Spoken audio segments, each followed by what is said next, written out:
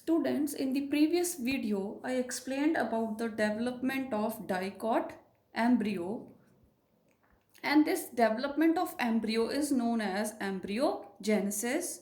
The embryo develops from a zygote which is present towards the micropylar end.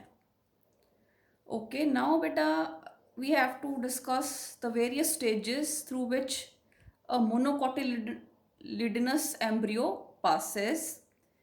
And but why the embryo show different types of the divisions and structures? क्योंकि बेटे इन्हें endosperm तक पहुंचना होता है so that it can derive nourishment for its growth. ਹੁਣ ਜੇ ਬੇਟੇ ਆਪਾਂ ਗੱਲ ਕਰੀਏ ਦੀ early development of the dicot and monocot embryo is same. ਪਹਿਲੀਆਂ ਬੇਸਿਕ ਜਿਹੜੀਆਂ ਹੈਗੀਆਂ ਡਿਵੀਜ਼ਨਸ ਹੈ ਉਹ ਸੇਮ ਹੁੰਦੀਆਂ, ਪਰ ਉਸ ਤੋਂ ਬਾਅਦ ਜਿਹੜਾ ਹੈਗਾ ਡਿਫਰੈਂਸ ਜਿਹੜੇ ਹੈਗੇ ਕਾਫੀ ਹੁੰਦੇ ਆ। in the later stages there are a lot of differences. ਤਾਂ ਮੋਨੋਕੋਟਸ ਬੇਟੇ ਆਪਾਂ ਗ੍ਰਾਸੇਸ ਨਾ ਵੀਟ ਰਾਈਸ ਮੇਜ਼ ਇਹ ਸਾਰੇ ਐਗਜ਼ਾਮਪਲਸ ਲੈ ਸਕਦੇ ਹਾਂ। So let's start with the development. So first of all we had a zygote as in the dicotyledonous. Then this zygote undergoes mitosis, and this mitosis is unequal. Unequal means one larger cell is formed, one smaller cell. The upper one larger is formed and the lower is the smaller. And after the mitosis it undergoes transverse division, therefore the two cells are formed. Now the cell which is present towards the micropyle end is large and is called the basal suspensor cell. Now बेटे ਹੁਣ difference ਜਿਹੜਾ ਹੈ ਡਾਈਕੋਟ ਤੇ ਮੋਨੋਕੋਟ ਜੋ ਮੈਂ ਦੱਸਣ ਜਾ ਰਹੀ ਹਾਂ। ਡਾਈਕੋਟਿਲਿਡਨਸ 'ਚ ਆਪਾਂ ਕੀਤਾ ਸੀ ਜਿਹੜਾ ਬੇਸਲ ਸਸਪੈਂਸਰ ਸੈੱਲ ਹੈ, ਇਟ ਜਿਹੜਾ ਹੈ it forms a complete suspensor and the terminal cell of the suspensor is called as the historial cell, right? ਆਪਾਂ ਨੂੰ historial cell ਕਿਹਾ ਸੀ, ਉਹ large ਸੀ ਤੇ ਬੇਟੇ function of suspensor was to put the embryo into the endosperm. ਇਹ ਕੀਤਾ suspensor cell ਨੇ in the dicots. The basal cell formed the suspensor, but here this is not happening as in the dicots. Here in the monocotyledons the basal suspensor cell never divides. कोई से भी तरह ਦੀ ਉਹ ਕੋਈ ਵੀ division ਨਹੀਂ ਕਰਦਾ, ਬਸ ਥੋੜਾ ਜਿਹਾ ਵੱਡਾ ਹੋ ਜਾਂਦਾ ਹੈ, ਥੋੜਾ ਜਿਹਾ ਇਨਲਾਰਜ ਹੋ ਜਾਂਦਾ ਹੈ ਤਾਂ ਕਿ ਉਹ ਨਿਊਟ੍ਰੀਸ਼ਨ obtain ਕਰ ਸਕੇ. Now the different structures which are present in a mature embryo in the monocots, all those structures are formed from the apical cell which is present towards the chalazal end. ਸੋ ਆਪਾਂ ਬੇਟੇ ਨੀਚੇ ਵਾਲਾ ਜਿਹੜਾ ਐਪੀਕਲ cell ਹੈ ਇਹਦੀ ਹੁਣ ਆਪਾਂ detail 'ਚ ਗੱਲ ਕਰਨੀ ਹੈ। ਬੇਸਲ ਸੈੱਲ ਤਾਂ ਸਿਰਫ ਥੋੜਾ ਜਿਹਾ ਵੱਡਾ ਹੋ ਜਾਊਗਾ ਤਾਂ ਕਿ ਥੋੜਾ ਬਹੁਤਾ ਨਰਿਸ਼ਮੈਂਟ ਲੈ ਸਕੇ, ਹੋਰ ਇਹ ਕਿਸੇ ਵੀ ਤਰ੍ਹਾਂ ਦੀ ਡਿਵੀਜ਼ਨ ਨਹੀਂ ਕਰੂਗਾ। ਜਿਹੜਾ ਐਪੀਕਲ ਸੈੱਲ ਹੈ ਬੇਟੇ ਇਹ ਡਿਵੀਜ਼ਨ ਕਰੂਗਾ ਤੇ ਡਿਫਰੈਂਟ ਸਟਰਕਚਰਸ ਬਣਾਏਗਾ। Now the apical cell or the chalazal cell, it undergoes transverse division and a new cell is formed. Basal cell ਦੇ ਤੇ ਜਿਹੜਾ ਐਪੀਕਲ ਜਾਂ ਟਰਮੀਨਲ ਸੈੱਲ ਸੀ ਉਹਦੇ ਵਿਚਕਾਰ ਇੱਕ ਸੈੱਲ ਬਣ ਗਿਆ which is called the middle cell, ਕਿਉਂਕਿ ਐਪੀਕਲ ਸੈੱਲ ਦੀ ਹੋਗੀ ਟਰਾਂਸਵਰਸ ਡਿਵੀਜ਼ਨ। ਹੁਣ ਬੇਟਾ ਜਿਹੜਾ ਮਿਡਲ ਸੈੱਲ ਹੈ ਇਹ ਐਮਬ੍ਰਿਓਨਲ ਐਕਸਿਸ ਬਣਾਊਗਾ। ਕੱਲ ਵੀ ਮੈਂ ਦੱਸਿਆ ਸੀ ਆਪਾਂ ਐਮਬ੍ਰਿਓਨਲ ਐਕਸਿਸ ਨੂੰ ਸਿੰਪਲੀ ਕਹਿ ਸਕਦੇ ਹਾਂ ਵੀ ਇੱਕੋ ਲਾਈਨ ਜਿਹਦੇ ਉੱਪਰ ਜਿਹੜਾ ਹੈਗਾ ਸ਼ੂਟ ਬਣਨੀ ਹੈ, ਨੀਚੇ रूट बननी है, that is called the embryonal axis. फिर ਆਪਾਂ ਬੇਟੇ ਡਾਈਕੋਟਿਲਿਡਨਸ ਵੀ ਕੀਤਾ ਐਪੀਕੋਟਾਈਲ ਹਾਈਪੋਕੋਟਾਈਲ ਕਿ ਜਿਹੜੀ ਐਮਬ੍ਰਿਓਨਿਕਲ ਐਕਸਿਸ ਹੈ it forms epicotyl and hypocotyl. Epi means above the cotyledons, ਜਿਹੜਾ ਏਰੀਆ ਕੋਟਿਲਿਡਨਸ ਦੇ ਉੱਪਰ ਪਿਆ ਹੁੰਦਾ that is called the epicotyl and it will further form the plumule. ਜਿਹੜੀ ਐਮਬ੍ਰਿਓਨਿਕਲ ਐਕਸਿਸ ਦੀ ਜਿਹੜੀ ਜਗ੍ਹਾ ਹੈ ਜਿਹੜੀ ਕੋਟਿਲਿਡਨਸ ਤੋਂ ਨੀਚੇ ਪਈ ਹੁੰਦੀ ਹੈ, ਹਾਈਪੋ ਮੀਨਸ ਬਿਲੋ ਦ ਕੋਟਿਲਿਡਨਸ, ਉਹ ਬੇਟੇ ਅੱਗੇ ਜਾ ਕੇ ਆਪਣਾ ਰੈਡੀਕਲ ਬਣਾ ਦੇਗੀ। ਸੋ middle cell has a very important role to play here in the monocotyledons. It is going to form the embryonal axis, and embryonal axis has the apicotyle and the hypocotyle region from where the plumule and radicle are going to arise respectively. Now at the end we have the terminal cell. ਹੁਣ ਐਪੀਕਲ cell ਨੇ ਦੋ cell ਬਣਾ ਲਏ ਅੱਗੇ, basal ਤਾਂ ਉਸੇ ਤਰ੍ਹਾਂ ਹੀ ਰਹਿ ਗਿਆ, ਥੋੜਾ ਜਿਹਾ ਵੱਡਾ ਹੋ ਗਿਆ। ਐਪੀਕਲ ਨੇ ਅੱਗੇ ਦੋ ਬਣਾ ਲਏ, middle cell and terminal cell. Middle cell ਦੀ ਆਪਾਂ ਗੱਲ ਕਰ ਚੁੱਕੇ ਹਾਂ। Now comes to the terminal cell. Terminal cell will form a cotyledon. Mono means one, cotyledon you know, ਠੀਕ ਹੈ। ਹੁਣ ਇਹਨਾਂ ਦੇ ਵਿੱਚ ਡਾਈਕੋਟ ਦੇ ਵਿੱਚ ਆਪਾਂ ਕੀਤਾ ਦੇਰ ਆਰ 2 ਕੋਟਿਲਿਡਨਸ, ਪਰ ਮੋਨੋਕੋਟਸ ਦੇ ਵਿੱਚ ਇੱਕੋ ਹੀ ਕੋਟਿਲਿਡਨ ਹੁੰਦਾ ਹੈ, and that is formed from a terminal cell, right? ਬੇਟਾ ਡਾਈਕੋਟਸ ਦੇ ਵਿੱਚ ਆਪਾਂ ਵਰਡ ਯੂਜ਼ ਕਰਦੇ ਹਾਂ ਕੋਟਿਲਿਡਨ, ਉੱਥੇ ਦੋ ਹੁੰਦੇ ਆ। ਮੋਨੋਕੋਟਸ ਦੇ ਵਿੱਚ ਇੱਕ ਹੀ ਕੋਟਿਲਿਡਨ ਹੁੰਦਾ ਹੈ, ਤਾਂ ਉਹਦੇ ਲਈ ਆਪਾਂ ਜਿਹੜੀ ਟਰਮ ਯੂਜ਼ ਕਰਦੇ ਹਾਂ ਦੈਟ ਇਜ਼ ਦੀ ਸਕੂਟੈਲਮ, ਠੀਕ ਹੈ। ਤਾਂ ਆਪਾਂ ਡਾਈਕੋਟਸ ਦੇ ਵਿੱਚ ਸਕੂਟੈਲਮ ਕਿਤੇ ਨਹੀਂ ਯੂਜ਼ ਕੀਤਾ। So it is a single cotyledon which is present in the monocotyledons, we call it as a scutellum. Okay, ਹੁਣ ਬੇਟੇ ਐਟ ਦਿਸ ਸਟੇਜ, ਇਹ ਜਿਹੜੀ ਸਟੇਜ ਹੈ ਜਿੱਥੇ 3 ਸੈਲਡ ਸਟਰਕਚਰ ਹੈ, 3 ਸੈਲਸ ਪਏ ਆ, basal, middle and terminal, is called the pro-embryo stage, and this is 3 celled. But ਜੇ ਤੁਸੀਂ ਦੁਬਾਰਾ ਡਾਈਕੋਟਸ ਨੂੰ ਰਿਵਾਈਜ਼ ਕਰੋਗੇ, ਉੱਥੇ ਜਾਓਗੇ ਤਾਂ ਤੁਸੀਂ ਦੇਖੋਗੇ ਕਿ ਜਿਹੜਾ ਪ੍ਰੋ ਐਮਬ੍ਰੀਓ ਸੀ it was 2 celled in the dicotyledons. Okay, next. ਹੁਣ ਬੇਟਾ ਜਦੋਂ ਪ੍ਰੋ ਐਮਬ੍ਰੀਓ ਸਟੇਜ ਆ ਜਾਂਦੀ ਹੈ, ਉਸ ਤੋਂ ਬਾਅਦ ਬੇਸਲ ਸੈੱਲ ਦਾ ਤੁਹਾਨੂੰ ਮੈਂ ਦੱਸਿਆ ਕੋਈ ਜ਼ਿਆਦਾ ਰੋਲ ਨਹੀਂ ਹੈ, ਐਜ਼ ਇਟ ਇਜ਼ ਹੀ ਪਿਆ ਰਹਿਣਾ ਹੈ, ਅਤੇ ਉਸ ਤੋਂ ਬਾਅਦ ਇਹਨੇ ਹੌਲੀ ਹੌਲੀ ਡੀਜਨਰੇਟ ਹੋ ਜਾਣਾ ਹੈ, ਖਤਮ ਹੋ ਜਾਣਾ ਹੈ, ਰਾਈਟ। ਜਿਹੜਾ ਬੇਟੇ ਇਹਦਾ ਕੰਮ ਹੋਊਗਾ ਉਹ ਜਿਹੜਾ ਹੈਗਾ ਸਕੂਟੈਲਮ ਜਿਹੜਾ ਹੈ ਉਹ ਕਰਨਾ ਸ਼ੁਰੂ ਕਰ ਦੂਗਾ, ਜਿਹੜੇ ਨਿਊਟਰੀਐਂਟਸ ਵਗੈਰਾ ਅਬਜ਼ੌਰਬ ਕਰਨੇ ਆ instead of the basal cell. Okay, ਤਾਂ ਬੇਟੇ ਬਹੁਤ ਹੀ ਅਨਸਿਮੈਟ੍ਰੀਕਲ ਜਿਹਾ ਸਟਰਕਚਰ ਬਣ ਜਾਂਦਾ ਇਨ ਦੀ ਮੋਨੋਕੋਟਿਲਿਡਨਸ। ਜਿਹੜਾ ਮਿਡਲ ਸੈੱਲ ਹੁੰਦਾ ਬੇਟੇ ਉਹ ਐਮਬ੍ਰਿਓਨਲ ਐਕਸਿਸ ਬਣਾ ਦਿੰਦਾ, ਠੀਕ ਹੈ। ਜਿਹੜਾ ਨੀਚੇ ਵਾਲਾ ਟਰਮੀਨਲ ਸੈੱਲ ਹੁੰਦਾ ਇਹ ਜਿਹੜਾ ਹੈ ਸ਼ੀਲਡ ਸ਼ੇਪਡ ਸਕੂਟੈਲਮ ਬਣਾ ਦਿੰਦਾ। ਜਿਹੜਾ ਬੇਟੇ ਮਿਡਲ ਸੈੱਲ ਹੁੰਦਾ ਇਹ ਲੈਫਟ ਵੱਲ ਇਹ ਰਾਈਟ ਵੱਲ ਗਰੋ ਕਰਨ ਲੱਗ ਜਾਂਦਾ ਹੈ, ਤੇ ਜਿਹੜਾ ਟਰਮੀਨਲ ਸੈੱਲ ਹੁੰਦਾ ਇਹ ਲੈਫਟ ਵੱਲ ਗਰੋ ਕਰਨ ਲੱਗ ਜਾਂਦਾ। ਤਾਂ ਇੱਕ ਅਨਸਿਮੈਟ੍ਰੀਕਲ ਜਿਹਾ ਸਟਰਕਚਰ ਬਣ ਜਾਂਦਾ ਜਿਹਦੇ ਵਿੱਚ ਮਿਡਲ ਸੈੱਲ ਪਿਆ ਤੇ ਸਕੂਟੈਲਮ ਪਿਆ। Middle cell will farm the ਐਮਬ੍ਰਿਓਨਲ Axis. ਫਿਰ ਉਸ ਤੋਂ ਬਾਅਦ ਇਹਨੂੰ ਥੋੜ੍ਹਾ ਜਿਹਾ ਆਪਾਂ ਹੋਰ ਡਿਵੈਲਪ ਜਦੋਂ ਹੁੰਦਾ ਉਹ ਦੇਖਦੇ ਹਾਂ ਕਿੱਦਾਂ ਹੁੰਦਾ। ਫਿਰ ਬੇਟੇ ਐਮਬ੍ਰਿਓਨਲ ਐਕਸਿਸ ਬਣ ਜਾਂਦੀ ਹੈ। ਐਮਬ੍ਰਿਓਨਲ ਐਕਸਿਸ ਦੇ ਆਪਾਂ ਦੱਸਿਆ ਕਿ ਆਹ ਵਾਲਾ ਕੋਟਿਲਿਡਨ ਸੀ, ਜਿਹੜਾ ਕੋਟਿਲਿਡਨ ਦਾ ਉੱਪਰ ਪਾਰਟ ਪਿਆ ਹੁੰਦਾ ਦੈਟ ਇਜ਼ ਦੀ ਐਪੀਕੋਟਾਈਲ। ਕੋਟਿਲਿਡਨ ਦੇ ਜਿਹੜਾ ਨੀਚੇ ਵਾਲਾ ਏਰੀਆ ਹੁੰਦਾ ਐਮਬ੍ਰਿਓਨਲ ਐਕਸਿਸ ਦਾ that is called the ਹਾਈਪੋਕੋਟਾਈਲ।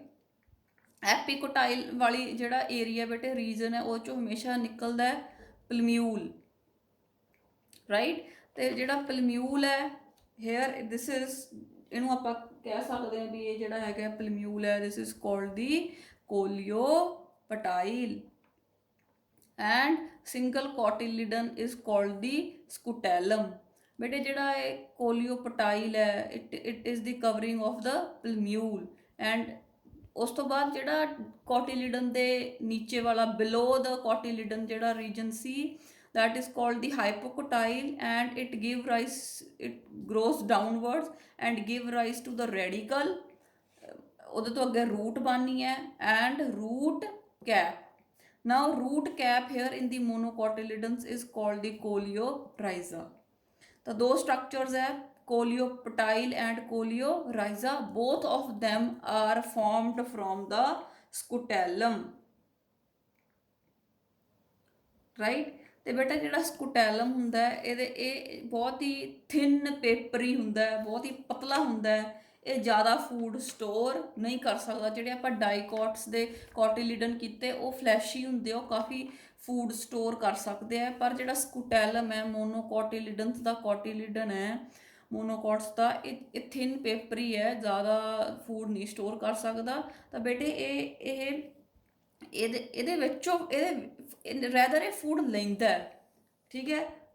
By diffusion, ਬਾਹਰੋਂ ਜਿਹੜਾ ਫੂਡ ਹੈ ਡਿਫਿਊਜ਼ਨ ਦੇ ਥਰੂ ਇਸ ਸਕੂਟੈਲਮ ਦੇ ਅੰਦਰ ਆ ਜਾਂਦਾ ਹੈ ਤੇ ਫਿਰ ਇਹ ਗਰੋਇੰਗ ਐਮਬਰੀਓ ਨੂੰ ਅੱਗੇ ਪ੍ਰੋਵਾਈਡ ਕਰ ਦਿੰਦਾ। So itself it is not going to store much food, it is just going to obtain food from the other tissues by the process of diffusion।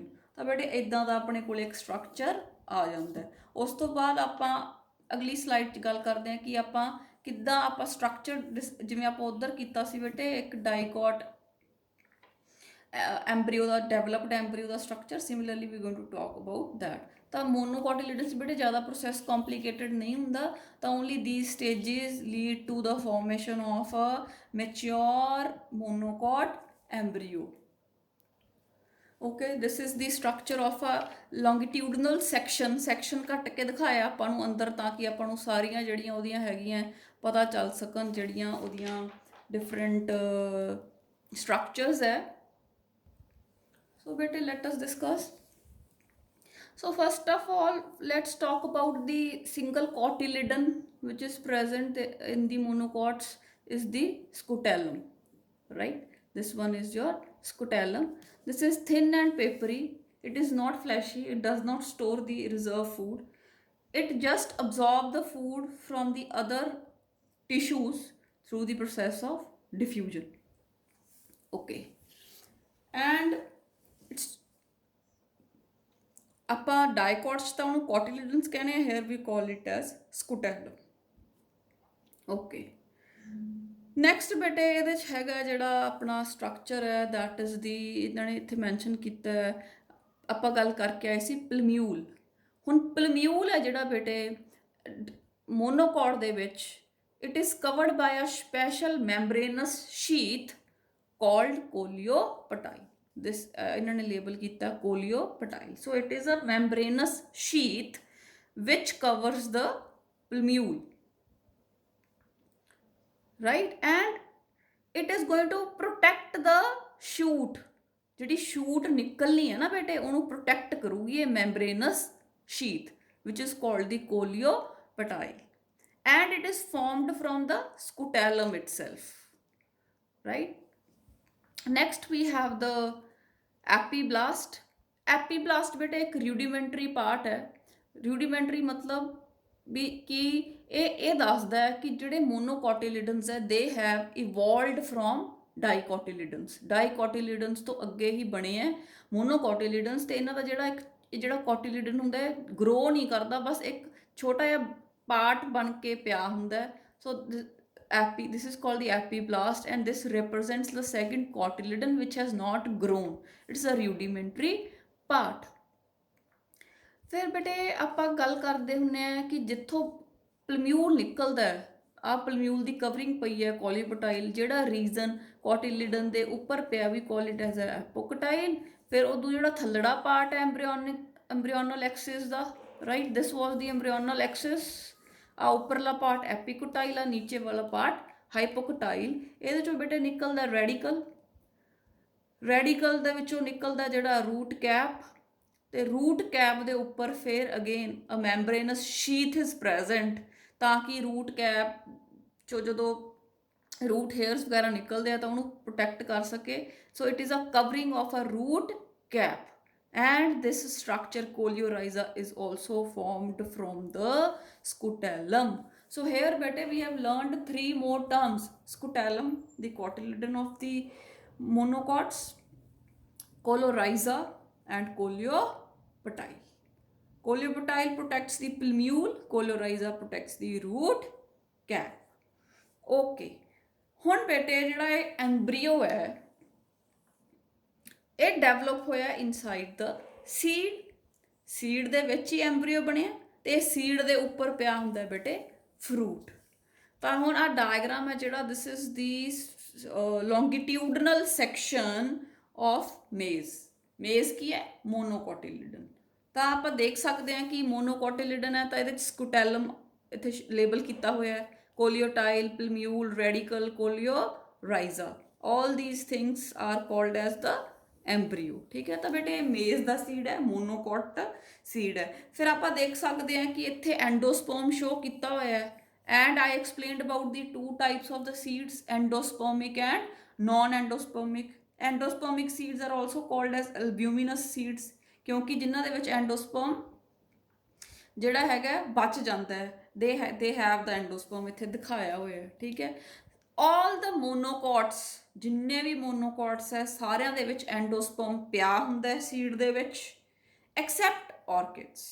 ਬਸ ਇੱਕ ਔਰਕਿਡਸ ਹੀ ਇਦਾਂ ਦੇ ਮੋਨੋਕੋਟਿਲਿਡਨਸ ਹੈ ਜਿਨ੍ਹਾਂ ਦੇ ਵਿੱਚ ਐਂਡੋਸਪਰਮ ਨਹੀਂ ਹੁੰਦਾ, ਰੈਸਟ ਸਾਰੇ ਮੋਨੋਕੋਟਿਲਿਡਨਸ ਸੀਡ ਹੈ ਜਿਹੜੇ ਉਹ ਐਂਡੋਸਪਰਮਿਕ ਹੁੰਦੇ ਆ। ਤਾਂ ਬੇਟੇ ਇੱਥੇ ਮੈਂ ਤੁਹਾਨੂੰ ਸਮਝਾ ਰਹੀ ਸੀ ਕਿ ਸੀਡ ਦੇ ਅੰਦਰ ਕਿੱਦਾਂ ਜਿਹੜਾ ਹੈ ਐਂਬਰੀਓ ਪਿਆ ਹੁੰਦਾ।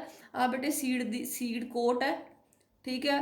ਤੇ ਜਿਵੇਂ ਜਿਹੜਾ ਮੇਜ਼ ਹੁੰਦਾ ਨਾ ਬੇਟੇ, ਇਹਦੇ ਵਿੱਚ ਜਿਹੜਾ ਸੀਡ ਦਾ ਕੋਟ ਹੈ ਤੇ ਫਰੂਟ ਦਾ, ਤੁਸੀਂ ਮੱਕੀ ਦਾ ਦਾਣਾ ਦੇਖਿਆ ਹੀ ਹੈ, ਉਹਦੇ 'ਚ ਆਪਾਂ ਨੂੰ ਪਤਾ ਹੀ ਨਹੀਂ ਲੱਗਦਾ ਸੀਡ ਹੈ ਕਿ ਫਰੂਟ ਹੈ, ਰਾਈਟ। ਕਿਉਂਕਿ ਸੀਡ ਦੀ ਬਾਹਰਲੀ ਕਵਰਿੰਗ ਤੇ ਫਰੂਟ ਦੀ ਵਾਲ ਦੋਨੇ ਫਿਊਜ਼ ਹੋ ਜਾਂਦੀਆਂ। ਸੀਡ ਕੋਟ, ਸੀਡ ਦੀ ਬਾਹਰਲੀ ਕਵਰਿੰਗ ਨੂੰ ਕਹਿੰਦੇ ਆ ਸੀਡ ਕੋਟ। ਸੀਡ ਕੋਟ ਤੇ fruit wall get fused, therefore we cannot recognize the fruit and the seed in the maize, ਮੱਕੀ ਦੇ ਵਿੱਚ। ਫਿਰ ਬੇਟੇ ਐਂਡੋਸਪਰਮ ਮੈਂ ਆਲਰੇਡੀ ਦੱਸਤਾ, this is the nutritive tissue which is present in the seed of the maize। ਉਸ ਤੋਂ ਬਾਅਦ ਬੇਟੇ there is a layer which separates the embryo from the endosperm। ਐਂਡੋਸਪਰਮ ਦੇ ਤੇ ਐਂਬਰੀਓ ਦੇ ਵਿਚਕਾਰ ਜਿਹੜੀ ਲੇਅਰ ਪਈ ਹੈ, ਜਿਹੜੀ ਐਂਬਰੀਓ ਨੂੰ ਐਂਡੋਸਪਰਮ ਤੋਂ ਅਲੱਗ ਕਰਦੀ ਹੈ, that is called the ਏਲਿਊਰੋਨ layer. ਏਲਿਊਰੋਨ layer and the outer covering of ਦਾ ਜਿਹੜਾ ਇਹਦੇ 'ਚ ਹੈਗਾ ਮੇਜ਼ ਦਾ ਜਿਹੜਾ ਹੈਗਾ ਸੀਡ, ਉਹਨੂੰ ਕਹਿੰਦੇ ਆ ਪੈਰੀਕਾਰਪ, right. So this was the structure of ਦਾ ਮੇਜ਼ ਸੀਡ। ਲੌਂਗੀਟਿਊਡਨਲ ਸੈਕਸ਼ਨ 'ਚ ਉਹਨੂੰ ਕੱਟ ਕੇ ਦਿਖਾਇਆ ਕਿ ਅੰਦਰੋਂ ਉਹਦੇ 'ਚ ਕਿੱਦਾਂ ਕਿੱਦਾਂ ਐਂਬਰੀਓ ਅਰੇਂਜ ਹੋਇਆ ਤੇ ਕਿਸ ਤਰ੍ਹਾਂ ਐਂਡੋਸਪਰਮ ਪਿਆ। Okay bete, now we have the development of the seed and the parts of the seed. This diagrams have just drawn just ਕਿ ਤੁਹਾਨੂੰ ਹੋਰ ਜਿਹੜਾ ਟੌਪਿਕ ਹੈ ਉਹਦੀ ਕਲੈਰਿਟੀ ਹੈ ਜਿਹੜੀ ਉਹ ਹੋ ਸਕੇ।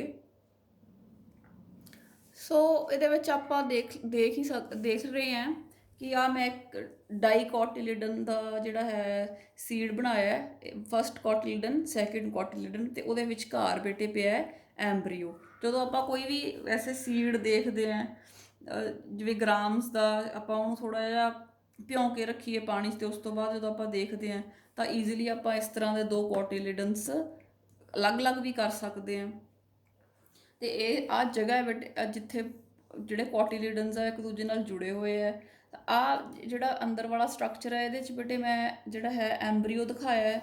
ਐਂਬਰੀਓ ਦਾ ਪਲਮਿਊਲ ਹੈ, ਰੈਡੀਕਲ ਹੈ। ਪਲਮਿਊਲ 'ਚੋਂ ਬੇਟੇ ਅੱਗੇ ਜਦੋਂ ਜਿਹੜਾ ਇਹ ਸੀਡ ਜਰਮੀਨੇਟ ਕਰ ਜੂਗਾ, ਪਲਮਿਊਲ 'ਚੋਂ ਅੱਗੇ ਸ਼ੂਟ ਨਿਕਲ ਜਾਣੀ ਹੈ ਅਤੇ ਰੈਡੀਕਲ 'ਚੋਂ ਨੀਚੇ ਵੱਲ ਜਿਹੜਾ ਹੈ ਰੂਟ ਨਿਕਲ ਜਾਣੀ ਹੈ, ਠੀਕ ਹੈ। ਉਸ ਤੋਂ ਬਾਅਦ ਜੇ ਆਪਾਂ ਬੇਟੇ ਪੂਰਾ ਸੀਡ ਬਾਹਰੋਂ ਦੇਖੀਏ, ਤੁਸੀਂ ਬਸ ਇੱਥੇ ਦਿਮਾਗ 'ਚ ਜਿਹੜਾ ਹੈ ਵਾਈਟ ਚਨੇ ਹੁੰਦੇ ਆ, ਚਿੱਟੇ ਛੋਲੇ, ਉਹਦਾ ਦਿਮਾਗ 'ਚ ਰੱਖੋ ਤਾਂ ਉਹਦੇ 'ਚ ਤੁਸੀਂ ਦੇਖੋਗੇ ਕਿ ਇੱਕ ਬੇਟੇ ਛੋਟਾ ਜਿਹਾ ਉਹਦੇ 'ਤੇ ਸਕਾਰ ਦਿਸਦਾ, ਥੋੜ੍ਹਾ ਜਿਹਾ ਛੋਟਾ ਜਿਹਾ ਦਾਗ ਦਿਸਦਾ ਹੁੰਦਾ, ਦੈਟ ਇਜ਼ ਕਾਲਡ ਦੀ ਹਾਈਲਮ। ਅਤੇ ਹਾਈਲਮ ਬੇਟੇ ਉਹ ਪੁਆਇੰਟ ਹੁੰਦਾ ਹੈ ਜਿੱਥੇ ਸਟਾਕ ਨਾਲ ਅਟੈਚਮੈਂਟ ਹੋਈ ਹੁੰਦੀ ਹੈ ਜਿਹੜਾ ਹੈ ਆਪਣਾ ਅਵਿਊਲ ਦੀ, ਰਾਈਟ। ਉਸ ਤੋਂ ਬਾਅਦ ਹੈ ਮਾਈਕਰੋਪਾਈਲ। ਮਾਈਕਰੋਪਾਈਲ ਤੋਂ ਆਪਾਂ ਨੂੰ ਪਤਾ ਹੀ ਹੈ, ਇੱਕ ਐਂਡ ਦੀ ਗੱਲ ਕੀਤੀ ਸੀ, ਤਾਂ ਉਹ ਵੀ ਬੇਟੇ ਉੱਥੇ ਆਪਾਂ ਨੂੰ ਇੱਕ ਤਾਂ ਆਪਾਂ ਨੂੰ ਦਾਗ ਦਿਖਦਾ, ਇੱਕ ਛੋਟਾ ਜਿਹਾ ਪੋਰ ਦਿਖਦਾ। ਜੇ ਬਰੀਕੀ ਨਾਲ ਤੁਸੀਂ ਉਹਨੂੰ ਹੱਥ 'ਚ ਫੜ ਕੇ ਦੇਖਣਾ ਹੈ ਚਨਿਆਂ ਦੇ ਇੱਕ ਦਾਣੇ ਨੂੰ, ਤਾਂ ਉਹ ਜਿਹੜਾ ਮਾਈਕਰੋਪਾਈਲ ਹੈ ਬੇਟੇ ਉਹ ਕੀ ਹੈ, ਇਜ਼ ਅ ਸਮਾਲ ਪੋਰ ਜਿਹਦੇ ਵਿੱਚੋਂ ਦੀ entry of oxygen and water ਹੋਣੀ ਹੈ, ਠੀਕ ਹੈ। ਮਾਈਕਰੋਪਾਈਲ ਜਿਹੜਾ ਐਂਡ ਸੀ ਐਂਬਰੀਓ ਸੈਕ, ਜਦੋਂ ਆਪਾਂ ਅਵਿਊਲ ਦਾ ਸਟਰਕਚਰ ਕੀਤਾ ਸੀ ਤਾਂ ਉਧਰ ਮਾਈਕਰੋਪਾਈਲ ਐਂਡ ਸੀ। ਤਾਂ ਜਦੋਂ ਜਿਹੜਾ ਹੈ ਸੀਡ ਬਣ ਜਾਂਦਾ ਤਾਂ ਮਾਈਕਰੋਪਾਈਲ ਇੱਕ ਪੋਰ, ਛੋਟਾ ਜਿਹਾ ਪੋਰ ਦੇ ਤਰ੍ਹਾਂ ਨਾਲ ਉੱਥੇ ਦਿਖਾਈ ਦਿੰਦਾ। ਅਤੇ ਮਾਈਕਰੋਪਾਈਲ ਦਾ ਕੰਮ ਹੁੰਦਾ ਆਕਸੀਜਨ ਅਤੇ ਵਾਟਰ ਅੰਦਰ ਪ੍ਰੋਵਾਈਡ ਕਰਨੀ ਜਦੋਂ ਸੀਡ ਨੇ ਜਰਮੀਨੇਸ਼ਨ ਕਰਨੀ ਹੁੰਦੀ ਹੈ। ਅਤੇ ਬਾਹਰਲੀ ਕਵਰਿੰਗ ਨੂੰ ਬੇਟੇ ਆਪਾਂ ਕਹਿੰਦੇ ਹਾਂ ਸੀਡ ਕੋਟ, ਰਾਈਟ। ਹੁਣ ਉਸ ਤੋਂ ਬਾਅਦ ਸੀਡ ਦੇ ਥੋੜ੍ਹੇ ਪਾਰਟਸ ਮੈਂ ਐਕਸਪਲੇਨ ਕੀਤੇ ਆ, ਦੋਨਾਂ ਚੀਜ਼ਾਂ ਨੂੰ ਇੱਕ ਡਾਇਗਰਾਮ 'ਚ ਆਪਾਂ ਕਵਰ ਕਰ ਲਿਆ। ਸਭ ਤੋਂ ਬਾਹਰਲੀ ਜਿਹੜੀ ਮੈਂ ਬਲੂ ਕਲਰ ਦੀ ਬਣਾਈ ਹੈ ਬੇਟੇ, ਦਿਸ ਇਜ਼ ਦੀ ਟੈਸਟਾ, ਉਸ ਤੋਂ ਅੰਦਰ ਜਿਹੜੀ ਹੈ that is the tegmen। ਤਾਂ ਦੋ ਜਿਹੜੀਆਂ ਲੇਅਰਸ ਹੈ ਜਿਹੜੀਆਂ ਸੀਡ ਦੇ ਬਾਹਰ ਪਈਆਂ ਜਿਹੜੀਆਂ ਬਣਾਉਂਦੀਆਂ ਸੀਡ ਕੋਟ, ਰਾਈਟ। ਹੁਣ ਬੇਟਾ ਕੀ ਹੁੰਦਾ ਸੀਡ ਦੀ ਜਦੋਂ ਡਿਵੈਲਪਮੈਂਟ ਹੁੰਦੀ ਹੈ, ਸੀਡ ਦੀ ਡਿਵੈਲਪਮੈਂਟ ਕਿਵੇਂ ਕਿੱਥੋਂ ਹੁੰਦੀ ਆਪਾਂ ਕਹਿੰਦੇ ਆ ਦ ਫਰਟੀਲਾਈਜ਼ਡ ਓਵਿਊਲਸ ਫॉर्म ਸੀਡਸ, ਠੀਕ ਹੈ। ਜਦੋਂ ਓਵਿਊਲ ਫਰਟੀਲਾਈਜ਼ ਹੋ ਜਾਂਦਾ ਹੈ ਤਾਂ ਫਿਰ ਉਹਦੇ ਵਿੱਚ ਐਂਬਰੀਓ ਬਣ ਜਾਂਦਾ ਹੈ ਤੇ ਉਹ ਜਿਹੜਾ ਹੈ ਉਹਦਾ ਸਾਈਜ਼ ਵੱਡਾ ਹੋ ਜਾਂਦਾ ਹੈ ਓਵਿਊਲ ਦਾ, then it forms the seeds.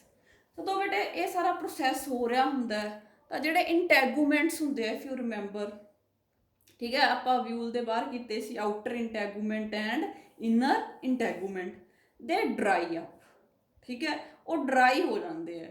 ਤੇ ਜਿਹੜਾ ਬੇਟੇ ਆਊਟਰ ਇੰਟੈਗੂਮੈਂਟ ਹੁੰਦਾ ਹੈ ਉਹ ਬਹੁਤ ਹਾਰਡ ਹੋ ਜਾਂਦਾ ਹੈ and it forms the outer seed coat ਜਿਹਨੂੰ ਆਪਾਂ ਕਿਹਾ ਟੈਸਟਾ। ਜਿਹੜਾ ਆਊਟਰ ਇੰਟੈਗੂਮੈਂਟ ਹੈ ਬਾਹਰ ਵਾਲਾ ਇੰਟੈਗੂਮੈਂਟ ਉਹ ਜ਼ਿਆਦਾ ਹਾਰਡ ਹੋ ਗਿਆ to form a hard structure called as the testa. And ਜਿਹੜਾ ਇਨਰ ਇੰਟੈਗੂਮੈਂਟ ਹੈ it forms a structure that is called the tegmen। ਜ਼ਰੂਰੀ ਨਹੀਂ ਹਰ ਸੀਡ ਦੇ ਵਿੱਚ ਟੈਗਮਨ ਹੋਵੇ but ਟੈਸਟਾ is always there। so both these integuments together form the seed coat। then ਬੇਟੇ I explained ਕਿ ਕਈ ਜਿਹੜੇ ਹੈਗੇ ਆ ਇਸ ਤਰ੍ਹਾਂ ਦੇ ਵੀ ਹੁੰਦੇ ਆ ਜਿੱਥੇ ਐਂਡੋਸਪਰਮ ਜਿਹੜਾ ਹੈਗਾ ਉਹ ਰਹਿ ਜਾਂਦਾ ਹੈ ਇਨ ਦੀ ਫॉर्म ਆਫ ਪੈਰੀਸਪਰਮ, ਤਾਂ ਆਪਾਂ ਉਹਨਾਂ ਨੂੰ ਕਹਿੰਦੇ ਆ ਪੈਰੀਸਪਰਮਿਕ ਸੀਡਸ। ਬਾਕੀ ਬੇਟੇ ਬਾਕੀ ਜਿਹੜਾ ਹੈ ਸੀਡਸ ਦੇ ਵਿੱਚ ਜਦੋਂ ਐਂਬਰੀਓ ਡਿਵੈਲਪ ਕਰਦਾ ਹੈ ਸਾਰਾ ਜਿਹੜਾ ਹੈਗਾ ਐਂਡੋਸਪਰਮ ਹੈ ਉਹਨੂੰ ਯੂਜ਼ ਕਰ ਜਾਂਦਾ ਹੈ, ਰਾਈਟ। ਉਸ ਤੋਂ ਬਾਅਦ ਮੈਂ ਹਾਈਲਮ ਬਾਰੇ ਤੁਹਾਨੂੰ ਆਲਰੇਡੀ ਮੈਂ ਜਿਹੜਾ ਹੈ ਦੱਸ ਚੁੱਕੀ ਹਾਂ ਬੇਟਾ। ਜਦੋਂ ਜਿਹੜਾ ਹੈ ਸੀਡ ਦੇ ਵਿੱਚ ਇਹ ਸਾਰੀਆਂ ਚੇਂਜਿਸ ਆ ਜਾਂਦੀਆਂ ਉਹਦਾ ਐਂਬਰੀਓ ਡਿਵੈਲਪ ਹੋ ਜਾਂਦਾ ਹੈ, ਇੰਟੈਗੂਮੈਂਟਸ ਹਾਰਡ ਹੋ ਜਾਂਦੇ ਹੈ, ਰਾਈਟ, ਸੀਡ ਕੋਟ ਬਣ ਜਾਂਦੀ ਹੈ। ਉਸ ਤੋਂ ਬਾਅਦ ਜਿਹੜਾ ਮਾਈਕਰੋਪਾਈਲ ਹੈ it remains a small pore, seed coat ਦੇ ਬਾਹਰ ਇੱਕ ਛੋਟਾ ਜਿਹਾ ਪੋਰ ਬਣ ਜਾਂਦਾ ਹੈ ਜਿਹਦੇ ਵਿੱਚੋਂ ਜਰਮੀਨੇਟਿਕ ਸੀਡ ਨੂੰ ਜਿਹੜਾ ਹੈ ਵਾਟਰ ਵਗੈਰਾ ਮਿਲਣਾ ਹੈ, ਰਾਈਟ। ਤੇ ਜਦੋਂ ਇਹ ਸਾਰੀਆਂ ਚੇਂਜਿਸ ਆ ਜਾਂਦੀਆਂ ਬੇਟੇ ਨਾਲ ਨਾਲ ਹੀ ਜਿਹੜਾ ਸੀਡ ਹੈ ਉਹਦਾ ਮੋਇਸਚਰ ਕੰਟੈਂਟ ਵੀ ਘਟਣਾ ਸ਼ੁਰੂ ਹੋ ਜਾਂਦਾ ਹੈ। ਤੇ ਮੋਇਸਚਰ ਕੰਟੈਂਟ ਘਟਦੇ ਹੀ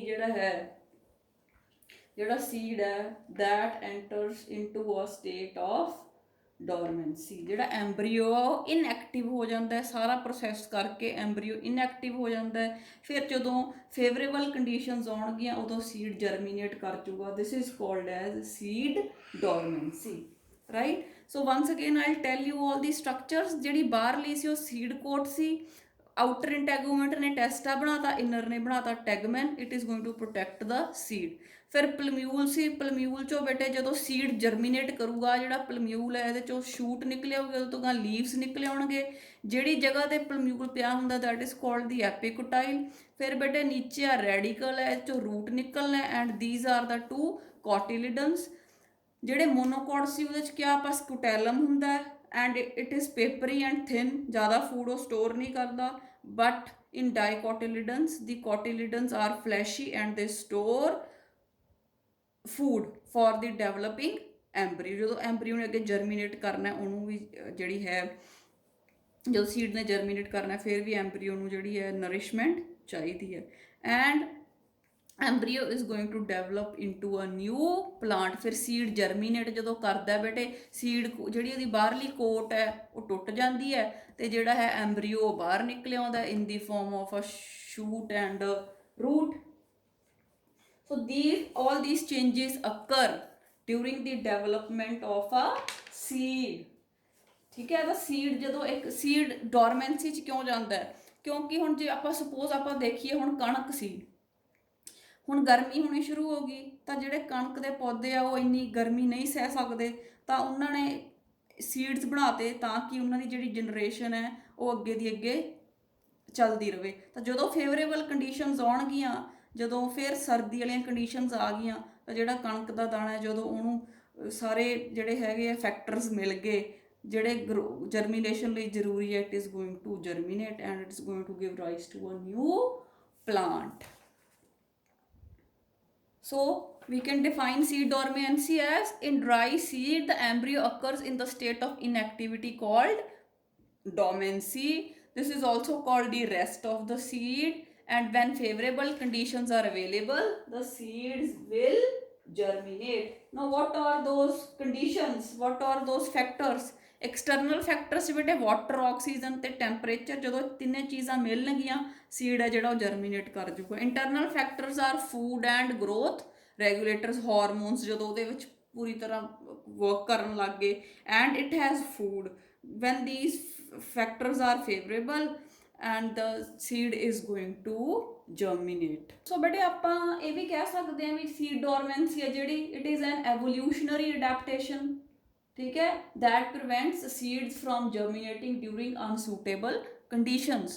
ਤੇ ਅਗਰ ਬਾਹਰ ਕੰਡੀਸ਼ਨ ਸੂਟੇਬਲ ਨਹੀਂ ਸੀਡ ਜਰਮੀਨੇਟ ਕਰਕੇ ਉਹਦੇ ਚੋਂ ਪਲਾਂਟ ਬਣਨਾ ਨਹੀਂ, ਉਹਨੂੰ ਫਲਾਵਰਸ ਵਗੈਰਾ ਨਹੀਂ ਲੱਗਣੇ, ਉਹਦੀ ਅੱਗੇ ਫਰੂਟਿੰਗ ਨਹੀਂ ਹੋਣੀ, ਤਾਂ ਇੱਕ ਅਡੈਪਟੇਸ਼ਨ ਹੈ, ਕੁਦਰਤ ਨੇ ਜਿਹੜਾ ਹੈ ਸੀਡਸ ਨੂੰ ਅਡੈਪਟੇਸ਼ਨ ਦਿੱਤੀ ਹੈ ਕਿ ਉਹਨਾਂ ਦਾ ਐਂਬਰੀਓ ਜਿਹੜਾ ਉਹ ਇਨਐਕਟਿਵ ਸਟੇਟ 'ਚ ਚਲਾ ਜਾਂਦਾ ਤਾਂ ਕਿ ਅਨਫੇਵਰੇਬਲ ਕੰਡੀਸ਼ਨ ਨੂੰ ਪਾਸ ਕੀਤਾ ਜਾ ਸਕੇ ਤੇ ਜਦੋਂ ਫੇਵਰੇਬਲ ਕੰਡੀਸ਼ਨਸ ਆਉਣ ਤਾਂ ਜਰਮੀਨੇਟ ਕਰ ਸਕੇ। ਅਗਲਾ ਜਿਹੜਾ ਹੈ we have to discuss is the seed viability. ਹੁਣ ਸੀਡ ਵਾਇਬਿਲਿਟੀ ਕੀ ਹੈ? ਹੁਣ ਹਰ ਸੀਡ ਦਾ ਬੇਟੇ ਜਰਮੀਨੇਟ ਹੋਣ ਦਾ ਇੱਕ ਟਾਈਮ ਹੁੰਦਾ, ਠੀਕ ਹੈ, ਜੋ ਉਸ ਪੀਰੀਅਡ ਵਿੱਚ ਜਦੋਂ ਆਪਾਂ ਉਹਨੂੰ ਬੋ ਦਿੰਦੇ ਆ ਤਾਂ ਉਹ ਜਰਮੀਨੇਟ ਹੋ ਜਾਂਦਾ। ਜਿਹੜੀ ਇਹ ਜਰਮੀਨੇਟ ਹੋਣ ਦੀ ਕਪੈਸਿਟੀ ਹੈ, this is called as viability. The seed which is capable of germination under suitable conditions is called viable seed। ਕਿਸੇ ਵੀ seed ਦੀ germinate ਹੋਣ ਦੀ capacity ਨੂੰ ਕਹਿੰਦੇ ਆ viability। ਤੇ ਜਿਹੜੇ seeds ਅੱਗੇ germinate ਹੋ ਸਕਦੇ ਆ they are called as viable seeds। ਤੇ ਬੇਟੇ ਜਿਹੜਾ ਇਹ viability ਦਾ ਜਿਹੜਾ time ਹੁੰਦਾ ਹੈ, ਠੀਕ ਹੈ, it may be from few weeks to several years।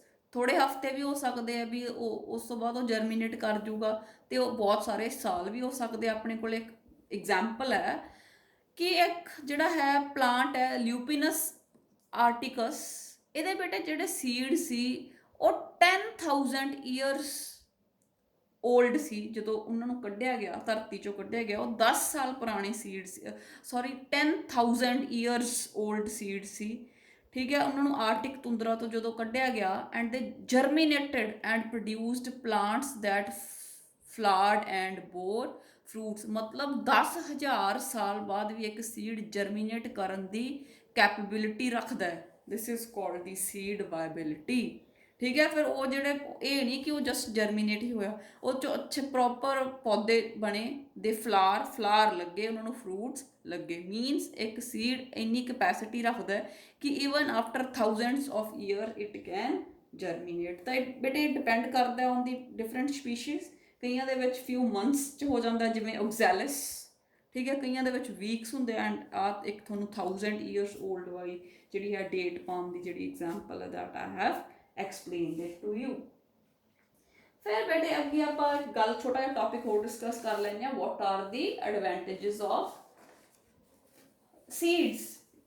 ਬੇਟੇ ਸੀਡਸ ਆ ਜਿਹੜੇ they can be stored for later use. ਹੁਣ ਪਲਾਂਟ ਹੈ, ਸਪੋਜ਼ ਤੁਸੀਂ ਆਪਦੇ ਘਰੇ ਕੋਈ ਪਲਾਂਟ ਉਗਾਉਣਾ ਚਾਹੁੰਦੇ ਹੋ, ਹੁਣ ਪਲਾਂਟ ਤਾਂ ਤੁਸੀਂ ਕਿਤੋਂ ਪੱਟ ਕੇ ਨਹੀਂ ਲਿਆ ਸਕਦੇ, ਉਹਦੇ ਸੀਡਸ ਤੁਸੀਂ ਈਜ਼ੀਲੀ ਕੈਰੀ ਕਰ ਸਕਦੇ ਹੋ ਤੇ ਉਹਨਾਂ ਨੂੰ ਬੋ ਸਕਦੇ ਹੋ, ਨਵਾਂ ਪਲਾਂਟ ਬਣ ਜਾਊਗਾ।